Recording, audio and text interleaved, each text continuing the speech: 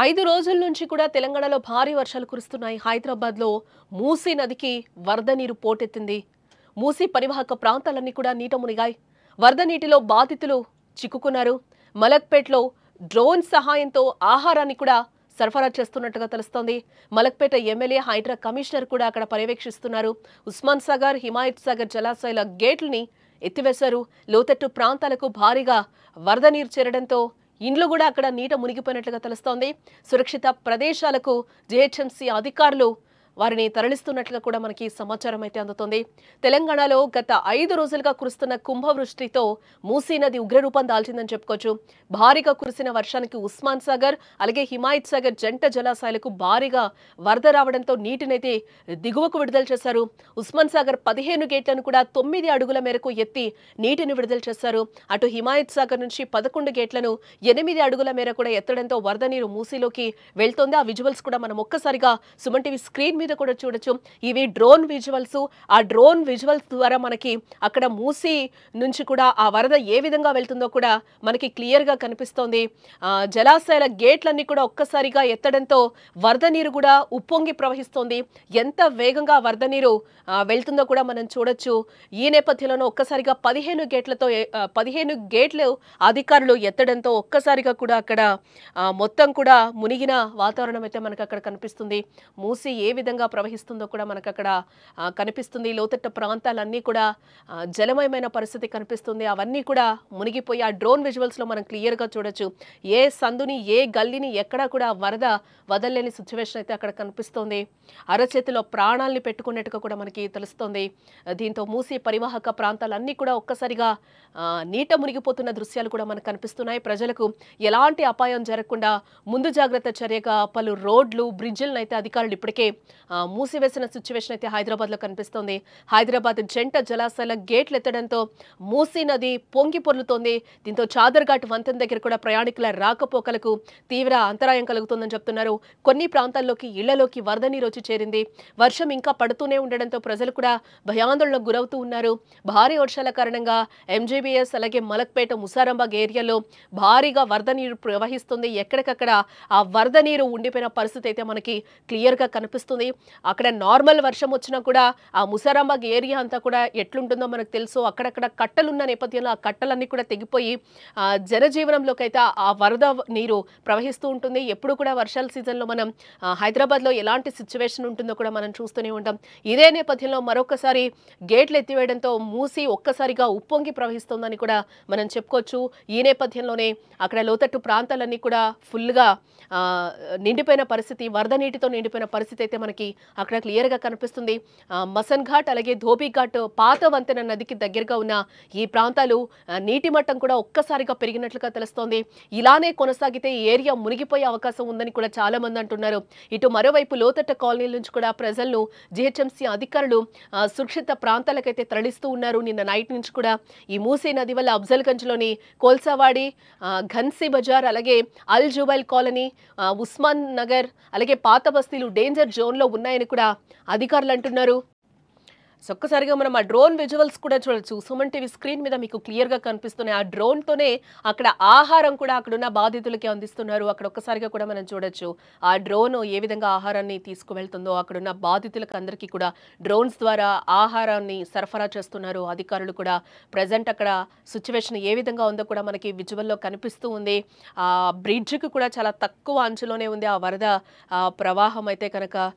ఈ విధంగానే అక్కడున్న బాధితులకు అందరికీ కూడా పునరావాస కేంద్రాలను ఏర్పాటు చేశారు. కొంతమందిని అయితే కొన్ని సేఫ్ ప్లేసెస్కి కూడా అధికారులు తరలిస్తూ ఉన్నారు.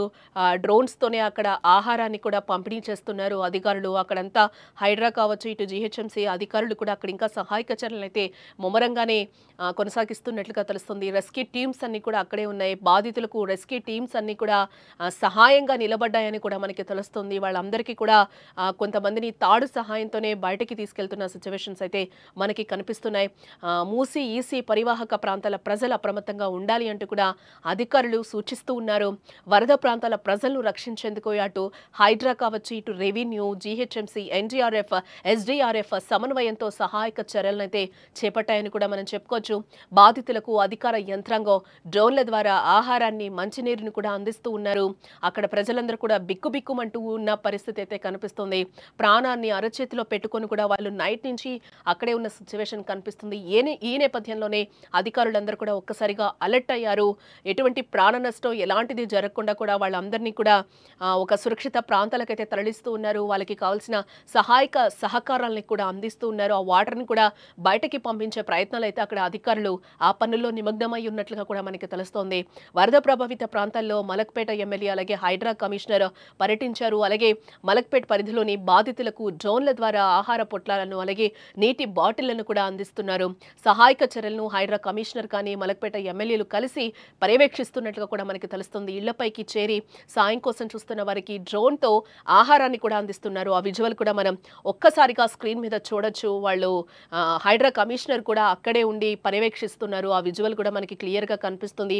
అక్కడ రెస్క్యూ టీమ్స్తో కూడా మాట్లాడుతున్న సిచ్యువేషన్ కనిపిస్తుంది. ఈ నేపథ్యంలోనే అక్కడ ఆహారాన్ని కూడా అక్కడ బాధితులకు అందిస్తూ ఉన్నారు. ఒకవైపు మనం చూడొచ్చు అధికారులందరూ కూడా అక్కడ సహాయక చర్యల్లో మునిగి ఉన్నారు. వాళ్ళతో డిస్కషన్స్ కూడా చేస్తూ ఉన్నారు. మరోవైపు వరద బాధితులను పునరావాస కేంద్రాల్లో ఏర్పాటు చేసి అక్కడికి తరలిస్తూ ఉన్నారు. ఇప్పటి వరకు కూడా జీహెచ్ఎంసీ పునరావాస కేంద్రాల్లో 4500 మంది ఉన్నట్లుగా కూడా అధికారులు చెప్తూ ఉన్నారు. మలక్పేట మూసానగర్ కమ్యూనిటీ హాల్లో 150 మందికి పైగా వసతులు ఏర్పాటు చేసినట్లుగా వివరిస్తున్నారు. ఇక్కడికి మరింత మంది బాధితులు వచ్చే అవకాశం ఉందని కూడా చెప్తున్నారు. పునరావాస కేంద్రాల్లో అన్ని ఏర్పాట్లు చేస్తున్నామని కూడా అధికారులైతే మనకి చెప్తున్నట్లుగా తెలుస్తుంది. ఆ డ్రోన్ విజువల్స్ లో మనకి క్లియర్ గా కనిపిస్తుంది. ఏ విధంగా ఉందో ఆ మలక్పేట పరిసర ఏరియాలో కూడా ముసారాంబాగ్ వరకు కూడా ఏ విధంగా ఉందో అక్కడంతా మనం క్షుణ్ణంగా ఆ డ్రోన్ విజువల్ అయితే మనం క్లియర్ గా చూడొచ్చు. ఎంత దారుణంగా ఉందో పరిస్థితి కూడా మనకి కనిపిస్తూ ఉంది. ఆ వరద కూడా ఎంత వేగంగా ఉప్పొంగుతుందో కూడా మనకి కనిపిస్తుంది. పొంగి పొర్లుతుంది వరద నీరని కూడా మనం అక్కడ క్లియర్గా మనకి కనిపిస్తూ ఉంది. విజువల్స్లో కూడా జలాశయాల గేట్లని వరద నీరు వదలడంతో ఒక్కసారిగా కూడా అక్కడ మునిగిన పరిస్థితి అయితే మనకి కనిపిస్తుంది. అక్కడ మనం పురాణా పుల్ బ్రిడ్జ్ దగ్గర నుంచి మూసీ నది ఉగ్రరూపం దాల్చింది. 13 ఫీట్ల ఎత్తులో మూసీ నది పారుతూ ఉండడంతో స్థానికులందరూ కూడా ఒక్కసారిగా అక్కడ భయభ్రాంతులకైతే గురయ్యారు. 30 ఏళ్ల తర్వాత మళ్ళీ ఇప్పుడే మూసీ నది ఈ స్థాయిలో ముంచెత్తింది అని కూడా అందరూ మాట్లాడుకుంటున్న సిచ్యువేషన్ ఈరోజు ఏర్పడిందని కూడా మనం చెప్పుకోవచ్చు. మూసీ వరద తాకిడికి గుళ్ళు కూడా అక్కడ మునిగిపోయాయి. చాదర్ ఘాటు, మూసానగరు, అంబేద్కర్ బస్తీ, శంకర్ నగర్ బస్తీలు కూడా వరదల్లో పూర్తిగా చిక్కుకున్నట్లుగా కూడా మనకి తెలుస్తోంది. పురాణా పుల్ శివాల ఘాటు దగ్గర కూడా ఉన్న శివాలయంలో 4 వ్యక్తులు వరదలో చిక్కుకుపోయారు. శివాలయం పైనే పూజారి కుటుంబం కూడా పడిగాపులు కాస్తూ ఆర్తనాదాలు చేస్తున్న పరిస్థితి, వారిని కాపాడడం కూడా జరిగింది. అలాగే హైడ్రా జీహెచ్ఎంసీ సిబ్బంది టిఫిన్స్ను కూడా అక్కడ చాలా వరకు కూడా అందిస్తున్నారు. వాళ్ళకి ఆహార పొట్లాలని కూడా బాధితులకు అందించే ప్రయత్నాలు అయితే చేస్తున్నారు.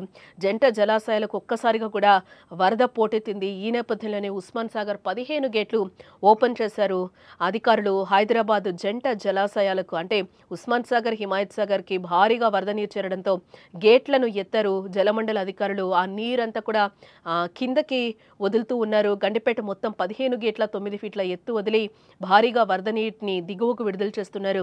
నార్సింగ్ దగ్గర సర్వీస్ రోడ్డుపై భారీగా వరద నీరు కూడా పొంగి పొర్లుతున్నట్లుగా కూడా మనకు తెలుస్తోంది.